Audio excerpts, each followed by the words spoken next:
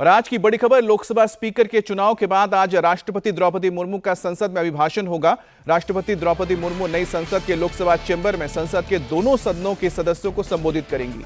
सुबह 11 बजे राष्ट्रपति का संबोधन होगा। माना जा रहा है कि इस दौरान राष्ट्रपति अपनी सरकार की उपलब्धियां गिनाने के साथ साथ अगले 5 साल के मोदी सरकार के विजन का एक लेखा जोखा सामने रखेंगी।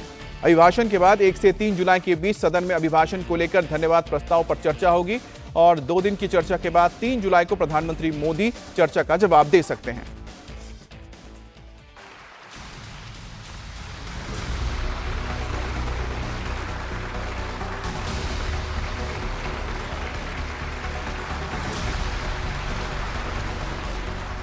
नई सरकार की शपथ के बाद आज राष्ट्रपति द्रौपदी मुर्मू पहली बार संसद के संयुक्त सत्र को संबोधित करने जा रही है।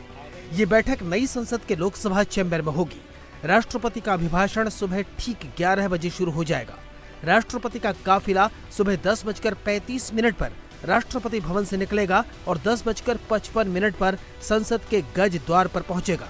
उनके स्वागत के लिए उपराष्ट्रपति जगदीप धनखड़, प्रधानमंत्री नरेंद्र मोदी, लोकसभा स्पीकर ओम बिरला और संसदीय कार्य मंत्री किरण रिजिजू मौजूद रहेंगे। राष्ट्रपति को सेंगोल के साथ लोकसभा चैम्बर तक ले जाया जाएगा। अब आपको बता दें कि राष्ट्रपति के अभिभाषण में क्या होगा। राष्ट्रपति के अभिभाषण के जरिए सरकार अपनी नीतियों और कार्यक्रमों का रोड मैप सामने रखती है। अभिभाषण में सरकार अपनी प्राथमिकताओं को जाहिर करती है। आज राष्ट्रपति के अभिभाषण में मोदी 3.0 का विजन, प्राथमिकता और रोड मैप का खुलासा होगा। प्रधानमंत्री मोदी 3 जुलाई को अभिभाषण पर चर्चा का जवाब दे सकते हैं। राष्ट्रपति द्रौपदी मुर्मू के अभिभाषण के बाद सरकार संसद के दोनों सदनों में धन्यवाद प्रस्ताव पेश करेगी, जिस पर चर्चा के दौरान सरकार जहां अपना विजन बताने के साथ साथ अगले 5 साल का रोड मैप रखेगी, वहीं पहले से मजबूत विपक्ष भी सरकार को घेरने से पीछे नहीं हटने वाला। माना जा रहा है कि अभिभाषण में मोदी सरकार के पिछले 10 साल की उपलब्धियों का जिक्र किया जाएगा। मोदी सरकार के दौरान अर्थव्यवस्था के बेहतरीन प्रदर्शन का उल्लेख होगा।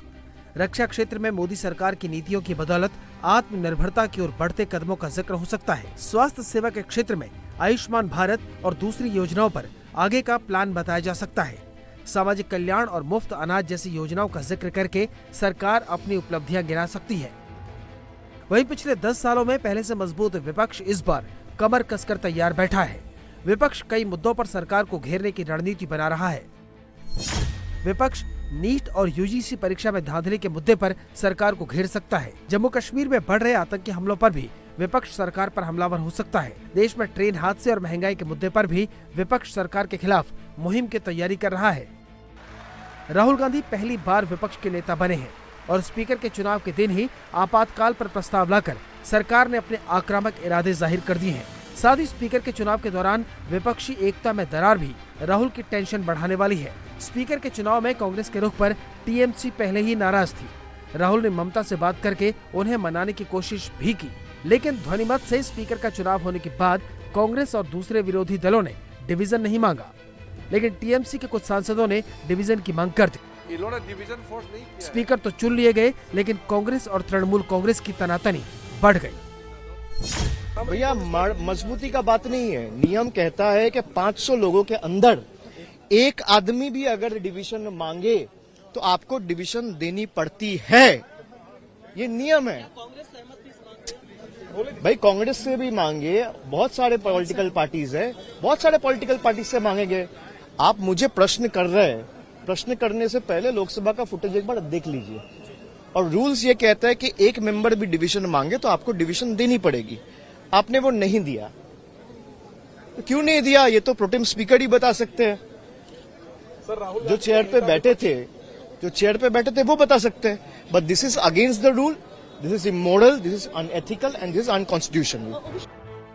टीएमसी के रुख से कांग्रेस के साथ साथ विपक्ष की दूसरी पार्टियां भी सत्ते में आ गईं। कांग्रेस को कहना पड़ा कि कुछ मुद्दों पर टीएमसी की राय अलग है, लेकिन सब साथ साथ है। टीएमसी एक अलग पार्टी है, जाहिर है कि वो इंडिया गठबंधन जरूर है, लेकिन उनका कई मुद्दों पर वो अपना स्टैंड लेते हैं और हर पॉलिटिकल पार्टी अपना स्टैंड लेती है। और जहाँ तक डिवीज़न की बात है, औपचारिक तौर पर हम लोगों ने डिवीज़न की मांग की नहीं और मुख्य विपक्षी दल होने की वजह से शायद डिवीज़न की नौबत नहीं आई। टीएमसी ने शायद अपना कुछ और सोचा होगा, मुझे पूरे उनके बारे में पता नहीं है कि आखिर उनका क्या स्टैंड था। ध्वनि मत से ही चुनना है अभी उनको आने वाले दिनों में।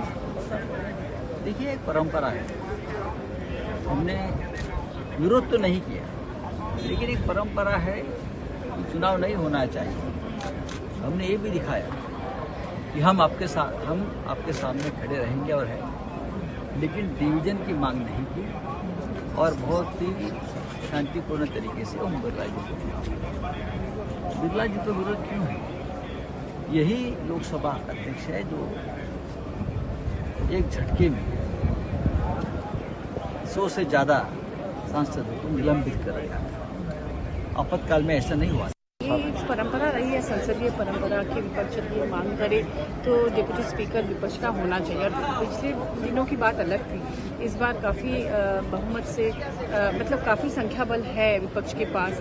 ऐसे में विपक्ष की जो मांग है, और देखिए 8 बार के सांसद हैं, उनको ये सम्मान मिलना चाहिए था, जबकि प्रोटेम स्पीकर भी जिनको बनाया गया वो 7 बार के थे। तो इसलिए विपक्ष के पास दूसरा कोई विकल्प नहीं था, एक संदेश देना था कि भविष्य में इस तरह से ना हो।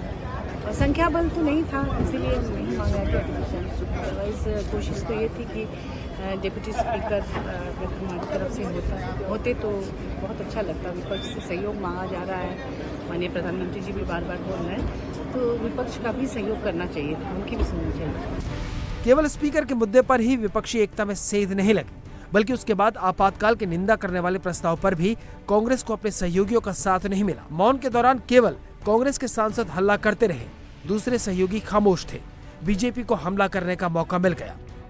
विडंबना देखिए, जैसे ही निंदा प्रस्ताव इमरजेंसी के ऊपर ओम बिरला साहब रखते हैं, तुरंत कांग्रेस के जो सदस्य हैं वो सारे खड़े हो जाते हैं, हो अल्लाह शुरू कर देते हैं कि ये अनडेमोक्रेटिक है, ये उचित नहीं है, काहे का इमरजेंसी, कौन सी इमरजेंसी, हाय हाय तौबा तौबा, सब शुरू हो जाती है। वेल के तरफ कांग्रेस के एमपी भागते हैं। मैं पीछे बैठा हुआ था, मैं भी देख रहा था आश्चर्य से कि कांग्रेस के सारे लोग तो भाग रहे हैं, मगर समाजवादी पार्टी के लोग सब बैठे हुए हैं। राहुल गांधी बगल में बैठे हुए हैं और ठीक उनके बगल में अखिलेश यादव बैठे हुए हैं, बीच में टीआर बालू बैठे हुए हैं। राहुल गांधी जी को मैं देख रहा था, राहुल गांधी जी उठे या ना उठे, चिल्लाएं या ना चिल्लाएं, वो एक बार अखिलेश जी को देखे, एक बार अपने लोगों को देखे। इमरजेंसी कुछ नहीं, इमरजेंसी क्यों बोलूंगा मैं? अभी कुछ नहीं बोलूंगा। रुके, अभी कुछ नहीं बोलूंगा मैं। ये तमाम बीजेपी के लोगों ने जो आज किया है वो दिखावा किया है। ऐसा नहीं कि केवल उस समय वही जेल गए हों। समाजवादी नेता और समाजवादी उस समय के जितने जनता पार्टी या तमाम नेताओं ने भी उस समय को देखा, लेकिन हम पीछे मुड़ के कितना देखें, हम पास्ट को कितना देखें, भविष्य हमारे सामने क्या है।